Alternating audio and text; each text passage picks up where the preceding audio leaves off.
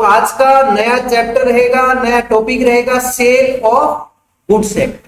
लेकिन आपको एक बहुत पुरानी बात बताता हूं, किसी समय की बात है कि सेल ऑफ गुड्स एक्ट भी इंडियन कॉन्ट्रैक्ट एक्ट का ही पार्ट था। सेल ऑफ गुड्स एक्ट 1930 में बनाना, इससे पहले सेल ऑफ गुड्स के प्रोविजन कॉन्ट्रैक्ट एक्ट में ही थे।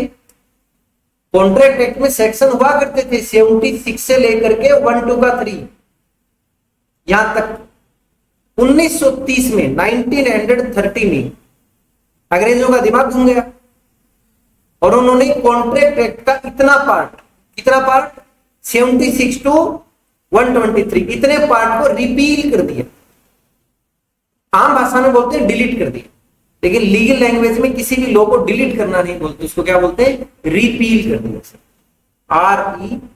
REPEAL, रिपील कर दिया यानी डिलीट कर दिया, ओमिटेड। अब लोगों ने क्वेश्चन पूछा भाई अब सेल ऑफ गुड्स एक्ट से रिलेटेड लॉ कहां है? तो उन्होंने एक सेपरेट एक्ट बना दिया। तो 1 जुलाई 1930, देख लो आप, बहुत पुराने सालों की बात होती, एक नया एक्ट नाम रखा the Indian sale of goods act 1930, और ये 1 जुलाई 1930 से एप्लीकेबल हुआ। 15, 16, 17 साल के बाद अंग्रेज भारत छोड़ के चले गए, भारत देश आजाद हो गया। लेकिन एक बात याद रखना, ऐसा नहीं कि अंग्रेजों ने जो लॉ बनाए थे वो खत्म है, आज भी कंटिन्यू है। जिन जिन को चेंज नहीं किया वो contract act 1872, sale of goods act 1930, ये अभी भी चल रहे हैं। फिर बाद में गवर्नमेंट को लगा कि तो अंग्रेजों का एक्ट है, तो 1963 में आकर इस एक्ट के नाम में चेंज किया, प्रोविजन में नहीं, और इंडियन जो वर्ड था उसको हटा दिया। तो नाम क्या बचा? Sale of goods act. इसलिए आज के दिन इसका नाम सेल ऑफ गुड्स एक्ट। इन दोनों पैराग्राफ में से सिर्फ 2 ही क्वेश्चन आपके एग्जाम के लिए बनते हैं। एक क्वेश्चन कई बार आता है कि the sale of goods act was derived from, भाई कहां से लाया गया है? 4 ऑप्शन मिलेंगे आपको, Indian contract act, transfer of property act, और भी कोई ABCD act, none of the above. Answer क्या होगा? Indian contract. सेकंड, एप्लीकेबल कब से? 3 ही तो एक्ट है आपके मेनली। इंडियन कॉन्ट्रैक्ट एक्ट 1 सितंबर 1872 को एप्लीकेबल हुआ, और सेल ऑफ गुड्स एक्ट 1 जुलाई 1930। याद रख लोगे ना, क्योंकि कई बार क्वेश्चन एप्लीकेबिलिटी डेट का भी आ जाता है। तो सेल ऑफ गुड्स एक्ट 1 जुलाई से एप्लीकेबल। नाम क्या है इस एक्ट का? Sale of goods. अरे यदि सेल ऑफ प्रॉपर्टी वर्ड लिख देता ना तो इस एक्ट की एप्लीकेबिलिटी बहुत ज्यादा हो जाती। ये एक्ट तभी अप्लाई होगा जब आप गुड्स की सेल करोगे। गुड्स, अब क्वेश्चन आता सर गुड्स किसे कहेंगे?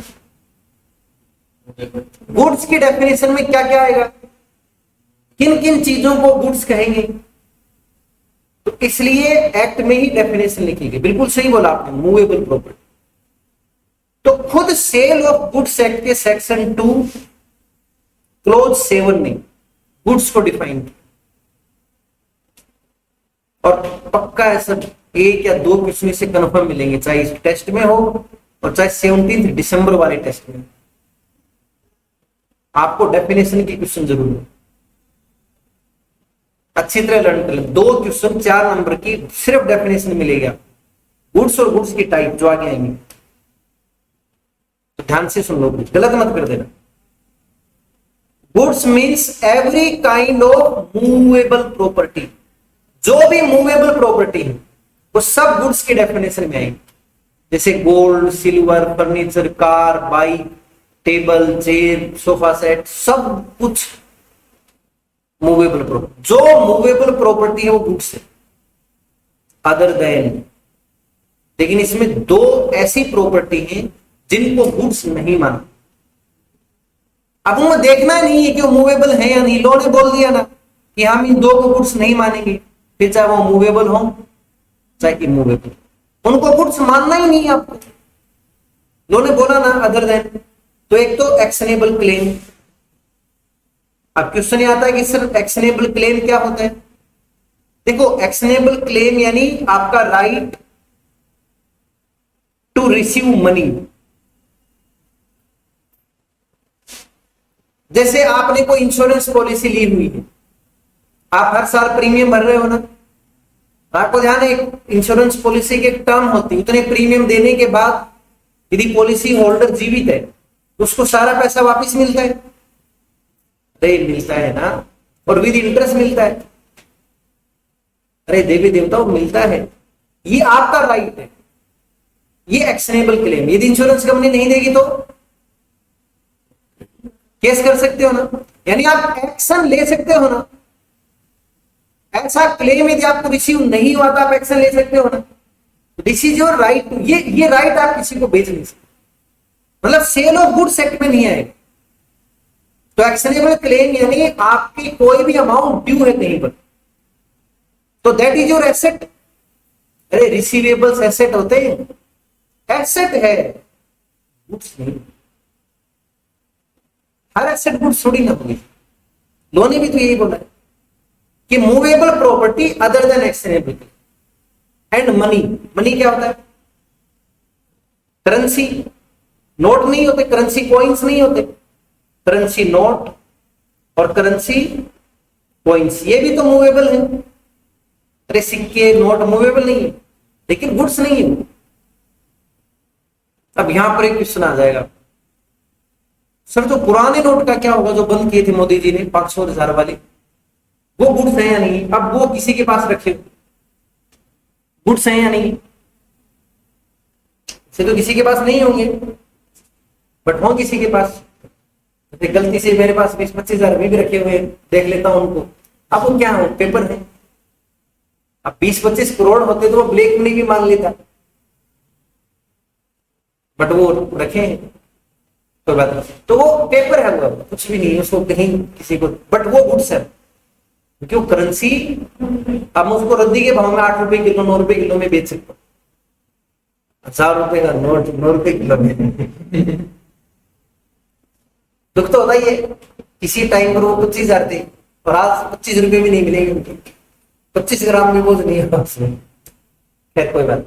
तो करेंसी नोट वही तो चलन में लीगली टेंडर जिनका वैलिड है।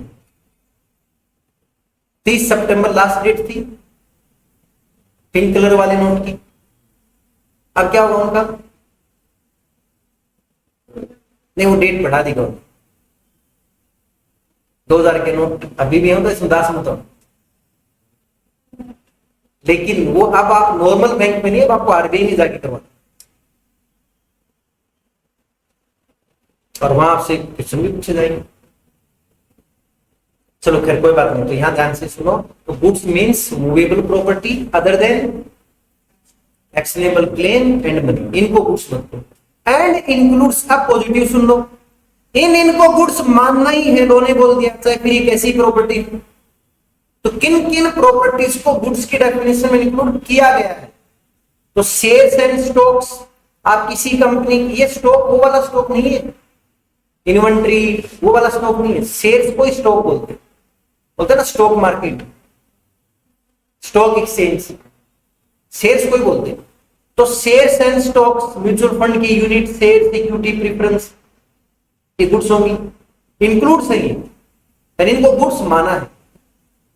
Growing crops and growing grass, घास फूस है, फसल है, ये शॉर्ट टर्म है, टेम्परेरी है, तो इनको गुड्स माना है। और भी कोई ऐसी चीज जो कि लैंड के साथ अटैच है, जैसे ट्री है। आप बोलोगे सर ट्री तो मूवेबल तो है नहीं, ट्री हिलता है क्या? ऐसा क्या आज यहां पर था, कल मन किया उसका दूसरी जगह चला गया, फिर वापस आ गया? नहीं है। लेकिन आपने यदि किसी को ट्री सेल कर दिया और उसको परमिशन दे दी कि आप इसको कट करके ले जाना, ऑब्वियसली कैसे ले जाएगा? तो ऐसी चीज जो कि लैंड के साथ अटैच है, बट वहां पर एग्रीमेंट हो गया है टू बी सीवर्ड। सीवर्ड का मतलब होता है सर सेपरेट करना, कट कर लेना, यानी उसको सेल करने से पहले या उस सेल की प्रोसेस के दौरान उसको कट करने की परमिशन दे दी, तो वो थिंग जो लैंड के साथ अटैच है वो क्या बन जाएगी, गुड्स बन जाएगी। ध्यान से सुन लो सर, क्योंकि 2 क्वेश्चन पक्का मिलेंगे आपको डेफिनेशन।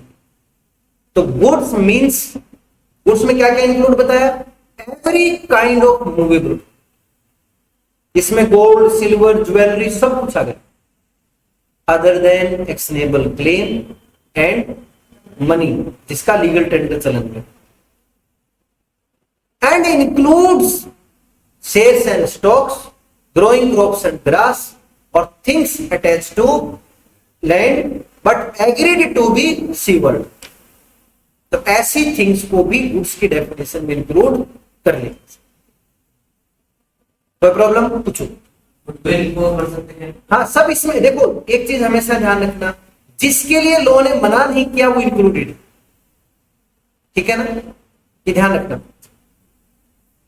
ये आपके एग्जाम में क्वेश्चन भी आया, वो नीचे भी मैं आपको क्वेश्चन सोल्व कराऊंगा ना, आपको सेम क्वेश्चन मिलेगा जिसमें गुड विल भी मिलेगा, ठीक है ना, क्वेश्चन कराऊंगा, सच में झूठ नहीं बोला, इसी में आगे चल करके कुछ क्वेश्चन आएंगे और वो सारे क्वेश्चन एग्जाम में आए हुए हैं, मैंने को घर पे नहीं बना था क्वेश्चन।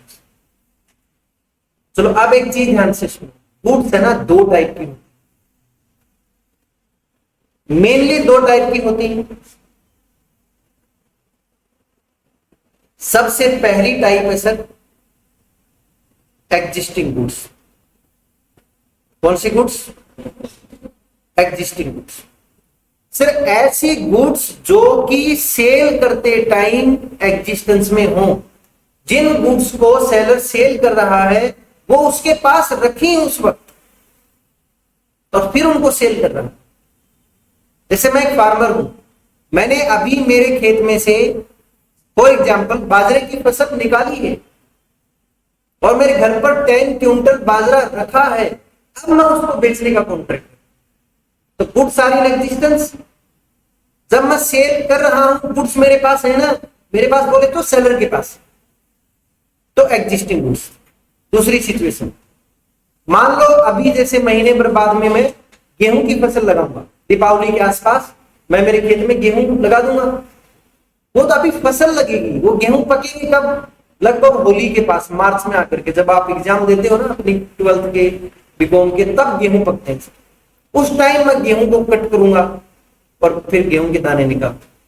अब मान लो कोई ने मुझसे अभी एग्रीमेंट कर लिया कि रविंद्र सर आपके खेत में जो भी गेहूं होंगे, 5 quintal 10 quintal 15 quintal 50 quintal 100 quintal जो भी, हम परचेज कर लेंगे।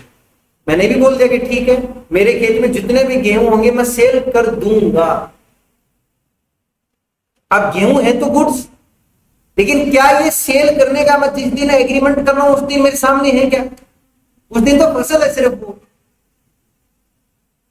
अरे गुड्स एग्जिस्टेंस में नहीं है ना, बट एग्जिस्टेंस में आएगी फ्यूचर डेट में, उसको क्या कहेंगे, फ्यूचर गुड्स।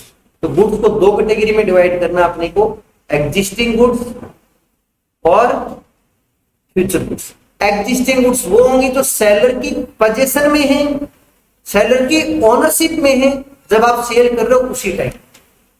और फ्यूचर गुड्स सेल का जब एग्रीमेंट किया तब सेलर के पास है नहीं, लेकिन सेलर आपको दे देगा।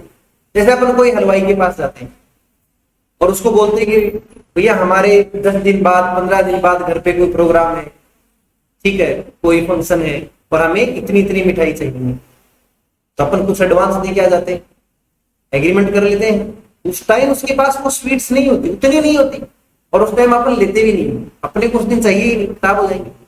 तो यहाँ पर भी एग्रीमेंट कौन सी गुड्स का है, फ्यूचर गुड्स का। जो भी अपना फंक्शन है उस दिन, या जो भी अपन उसको टाइम देंगे उस दिन तक वो तैयार करके रखेगा, अपन लेके आ जाएंगे। नहीं होता क्या? तो ये फ्यूचर गुड्स है सर। फ्यूचर गुड्स वो होंगी जो सेल का एग्रीमेंट करते टाइम सेलर के पास होती नहीं है, बट सेलर बना देगा, प्रोड्यूस कर देगा, प्रोसेस कर देगा, मैन्युफैक्चरिंग कर देगा। आइए अब एग्जिस्टिंग गुड्स को भी अपन 2 कैटेगरी में डिवाइड करें। एग्जिस्टिंग गुड्स की पहली टाइप है स्पेसिफिक गुड्स।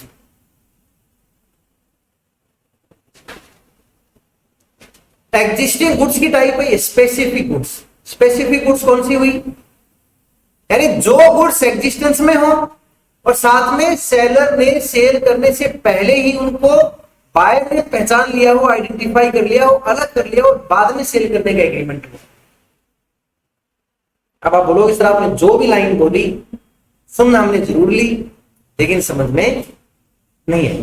चलो आएगी भी नहीं, ऐसे मैंने समझाया नहीं, ध्यान से सुनो। एक मोबाइल का एग्जांपल देता हूं। एक अनिल नाम का पर्सन इसको एक मोबाइल परचेज कर, मोबाइल की शॉप में, ये बायर है, तो ये मोबाइल की शॉप में जाएगा। सुनील नाम का कोई पर्सन है, ये मोबाइल की शॉप चलाता, आजकल तो ऑनलाइन लेने लग गए, बट अपन तो एक बार फिजिकल ट्रेडिंग की बात करते हैं। तो अब यहाँ पर अनिल इसकी शॉप में जाएगा, तो यहाँ तो खूब सारे वेराइटीज और ऑप्शंस हैं, आपको सैमसंग भी मिलेगा, रियलमी भी मिलेगा, और भी XYZ ब्रांड मिलेंगे। तो आप पहले सारे मॉडल चेक करेंगे ना, देखेंगे। वैसे तो माइंड मेकअप करके गए हो कि मुझे ये वाला देखना है, बट फिर भी डायरेक्ट जाते थोड़ा ना बोल दो वो वाला फोन चाहिए, दे दो, ये पैसे दो, बिल दे। आप शायद 2, 3, 4, 5 मॉडल चेक करेंगे, कलर, डिजाइन, सारी चीजें देखेंगे, और फिर उसके बाद आपने एक पर्टिकुलर मोबाइल को सिलेक्ट कर लिया। और अब आप काउंटर पे आए हो, अब सेलर को बोला कि सर ये वाला मोबाइल मुझे चाहिए, अब आप इसका बिल दो।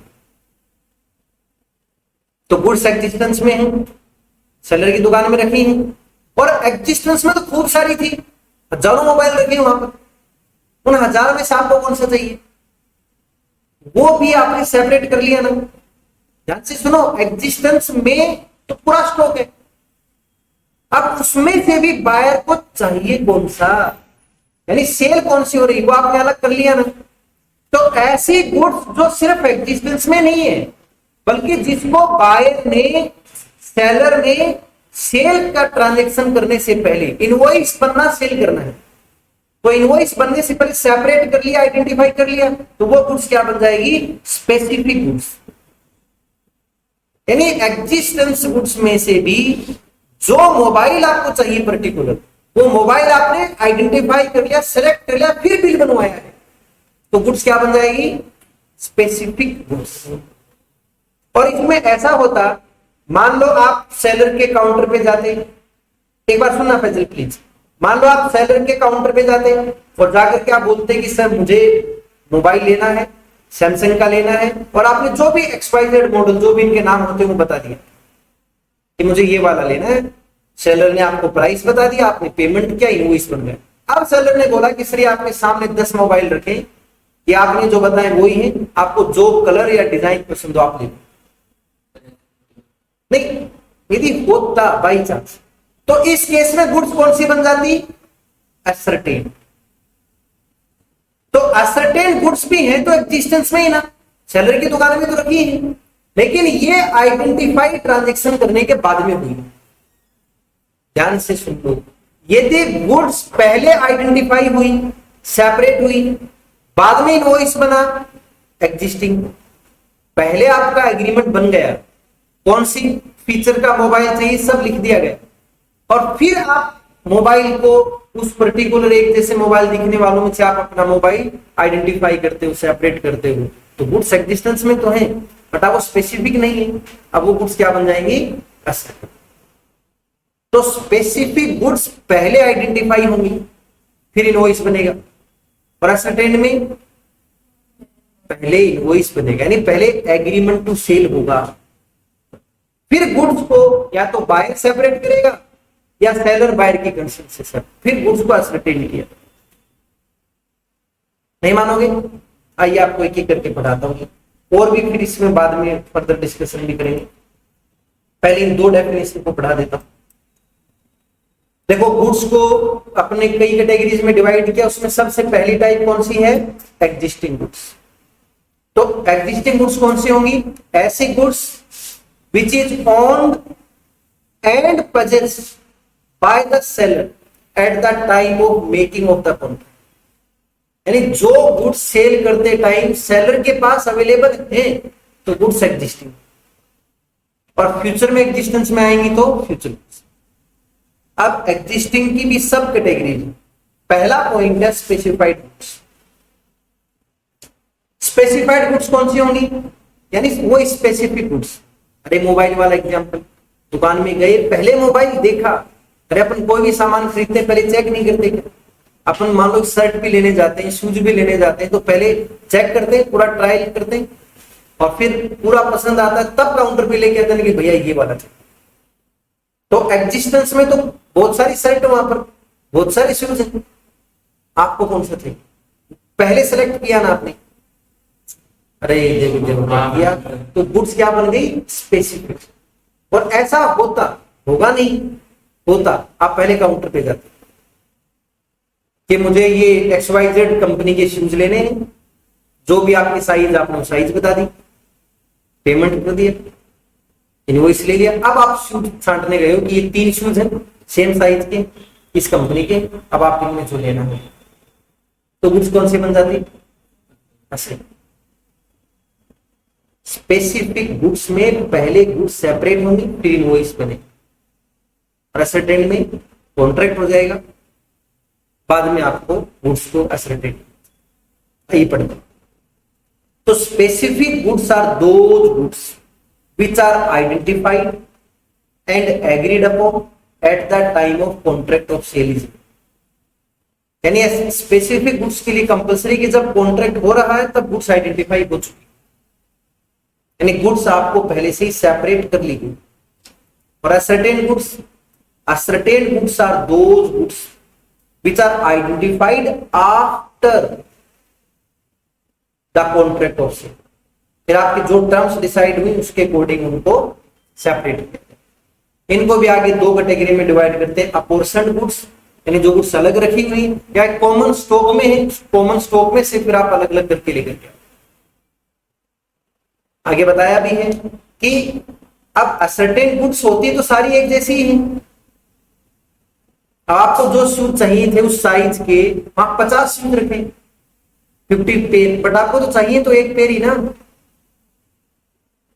चाहिए तो एक ही ना, बट वो एक भी कौन सा, ये आप अलग किया जाएगा।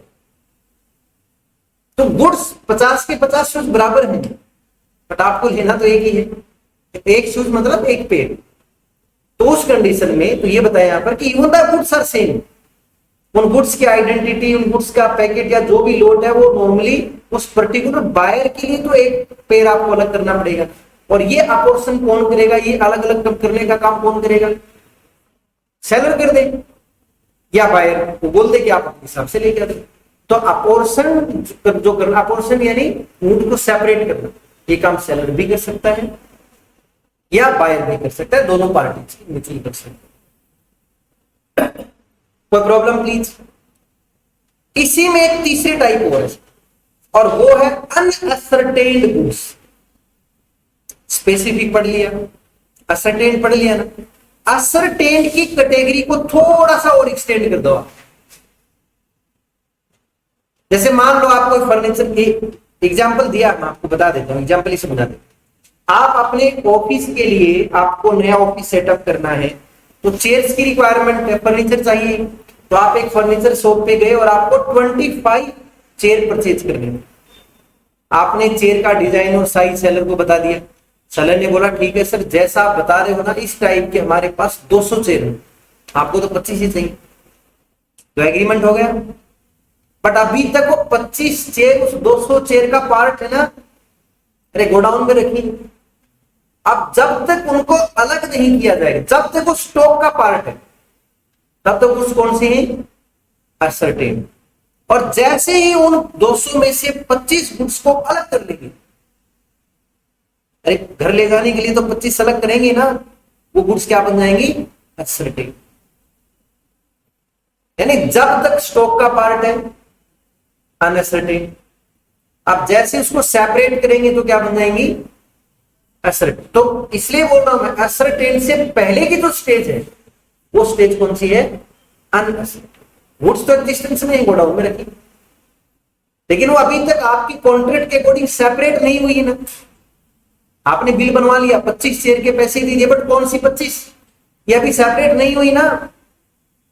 अरे सैंपल एक देखा होगा, 25 के 25 को सैंपल देखोगे क्या?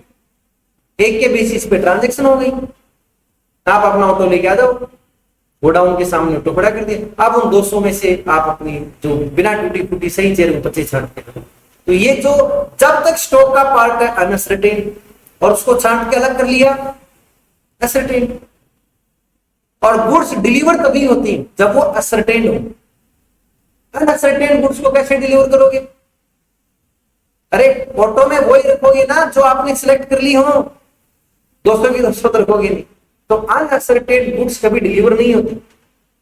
अनसर्टेन गुड्स की डिलीवर करने से पहले उनको असर्टेन करना चाहिए। पढ़ना प्लीज, इस एग्जाम्पल में भी यही लिखा है। तो आपको 25 शेयर परचेज करनी। अब जब तक ये 25 शेयर अलग नहीं होंगी तब तक वो अनसर्टेन, और जैसे ही सेपरेट कर लेंगे क्या बन जाएंगी? असर्टेन। अरे याद रख लोगे ना, एग्जाम में क्वेश्चन आएगा सर, इसलिए इस पॉइंट पे बार बार जोर दे रहा हूं। 2 क्वेश्चन गुड्स की डेफिनेशन के मिलेंगे आपको, चाहे वो टाइप से मिल जाए या डेफिनेशन से। 4 नंबर का सवाल है, विशाल ध्यान से सुनो। अब आता है सर फ्यूचर गुड्स क्या होती है? तो थोड़ा बहुत तो समझ गए आप कि ऐसी गुड्स जिस वक्त सेलर ने सेल करने का एग्रीमेंट किया है उस वक्त उसके पास नहीं है। फार्मर के पास गए कि आपसे हमें राइस परचेज करना है। मान लो मैं एक फार्मर हुआ, मेरे पास आई कि सर गेहूं परचेज करना है। मैंने बोला भाई गेहूं तो मैं अभी दीपावली पे खेत में लगाऊंगा और आगे लगभग मार्च के एंड में उसकी कटिंग होती है, तब आप ले जाए। एग्रीमेंट मैंने आपसे आज ही कर लिया, भाव तय हो गए अपने, इतने रुपए क्विंटल के हिसाब से मैं आपको इतने क्विंटल गेहूं दे दूंगा। लेकिन अभी गुड्स है नहीं ना मेरे पास। 4-5 महीने के बाद फसल पकेगी, पक के तैयार होगी, फिर मैं गेहूं को काटूंगा, फिर गेहूं के दाने निकालूंगा, तब आप दूंगा। तो ऐसी गुड्स क्या कहलाएंगी? Future goods. फ्यूचर गुड्स कौन सी होती?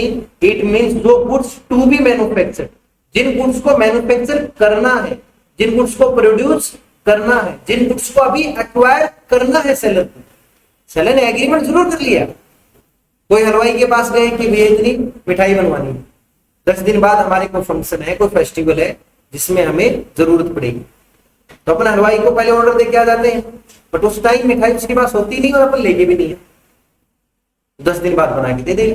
तो गुड्स कौन सी हुई? Future goods. तो future goods to be manufactured, to be produced, to be acquired, करनी है, अभी नहीं, अभी एग्रीमेंट हुआ है बट फ्यूचर डेट को उनकी गुड्स की डिलीवरी।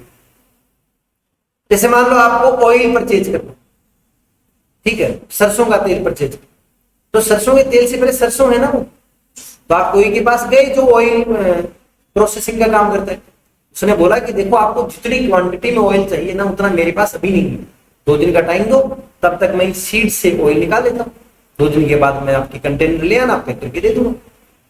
तो सीड्स एग्जिस्टिंग गुड्स है, लेकिन ऑयल फ्यूचर गुड्स। नहीं मानोगे? मानना पड़ेगा भाई आपको। एग्जाम्पल पढ़ के देखो, चलो इसमें देखो कोई फार्मर का ही क्वेश्चन है, एप्पल सेल कर रहा है, गेहूं हो सकता है, राइस हो सकता है, बाजरा हो सकता है, कोई प्रॉब्लम? कोई टॉपिक समझ में आ रहा है? ऐसी गलत फहमी है? नहीं समझ में आ रहा? अब एक टाइप और आती है सर, कंटिंजेंट गुड्स। नॉर्मली ये फ्यूचर गुड्स की टाइप, अपन अपने बुक्स में बोलते हैं कि गुड्स की 3 टाइप है, 2 ही, एग्जिस्टिंग और फ्यूचर। ये फ्यूचर की ही सब कैटेगरी, बट इसको सेपरेटली दे रखा है इसलिए समझा। सर ऐसी गुड्स जो फ्यूचर में सेलर के पास आ भी सकती हैं और नहीं भी है।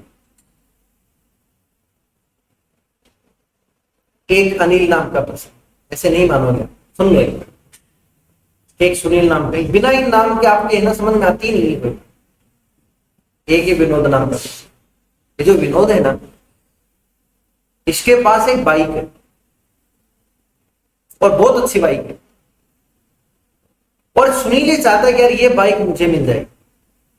इस बाइक के साथ सुनील की यादें जुड़ी, क्या यादें आप उनमें नहीं जाएंगे, पर सुनील को ये वाली बाइक चाहिए, अच्छी बाइक है। लेकिन विनोद की और सुनील की थोड़ी सी बनती कम है, विनोद इसको नहीं बेचेगा, नहीं बेचेगा ना। इन दोनों का एक कॉमन फ्रेंड है अनिल, तो सुनील अनिल को कहा कि यार तू ये जो विनोद वाली बाइक मुझे दिलवा देना। तो अनिल कहा देख विनोद तुझे बेचेगा नहीं, बोलिए मुझे ही पता है, तभी तो मैं आपको बोल रहा हूं। तो अनिल बोला देख मैं कोशिश कर लेता हूं, यदि विनोद ने मुझे सेल कर दी ना तो मैं आपको दे दूं।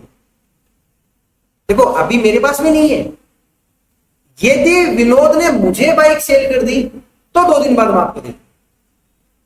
यदि यानी अब यदि विनोद अनिल को सेल करेगा तो ये अनिल को सेल करेगा। ये अनिल ने प्रॉमिस किया है कि मैं आपको सेल करूंगा, लेकिन विनोद मुझे सेल करेगा तो ही करूंगा ना। यानी जब इन दोनों के बीच में एग्रीमेंट हुआ तब अनिल के पास बाइक नहीं है ना, तो फ्यूचर गुड्स हुई। लेकिन क्योंकि बाइक इसके पास आएगी ही, इसकी भी कोई श्योरिटी नहीं है। Contingent tension depends on some event, happening of an event, that event may happen may not happen. हो सकता है विनोद अनिल को सेल कर दे या मना भी कर दे, तो है तो ये भी फ्यूचर गुड्स, बट क्योंकि इनकी सर्टेनिटी नहीं है, अनसर्टेन है, तो इसलिए इनको फ्यूचर बोलने की बजाय क्या बोला, कंटिजेंट गुड्स। होने को फ्यूचर क्लास की ये भी, लेकिन क्योंकि इनका आना सेलर के पास कोई ना कोई हैपनिंग ऑफ इवेंट पे डिपेंड करता है, दैट इवेंट में हैपन और नॉट, इसलिए इनको फ्यूचर बोलने की बजाय एक सेपरेट कैटेगरी बना। जबकि है फ्यूचर गुड्स की, देखो लिखा भी है कि these are type of future goods, और इनका एक्विजिशन सेलर के पास डिपेंड करता है किसी ना किसी contingency. If that contingency happens तो सेलर के पास गुड्स आएगी तो seller will sell to the buyer, और यदि वो कंटीजेंसी हैपन नहीं होती है तो सेलर के पास गुड्स नहीं आएगी तो वो आगे बायर को सेल नहीं करता। आगे लिखा भी है सर इस कॉन्ट्रैक्ट में बायर के पास कोई राइट नहीं है, यदि कंटीजेंसी हैपन नहीं हुई तो सेलर के पास बाइक नहीं आई ना, तो बायर सेलर पे केस नहीं कर सकता कि तूने कहा था मुझे विनोद की बाइक देगा, तो भाई मुझे विनोद देगा तो ही दूंगा, ये भी बोला था ना सर। तो कंटीजेंट कॉन्ट्रैक्ट ये एक तरह से कंटीजेंट कॉन्ट्रैक्ट, इवेंट हैपन होगा तो ही परफॉर्म होगा, नहीं तो नहीं। यहां तक किसी को कोई प्रॉब्लम? अरे गुड्स की डेफिनेशन में यहां तक किसी को कोई प्रॉब्लम? ऑनलाइन स्टूडेंट्स कोई प्रॉब्लम प्लीज? हम नहीं बोलेंगे सर, ठीक है कोई बात नहीं, ये बात होगी। चलो अब ये कुछ क्वेश्चन हैं।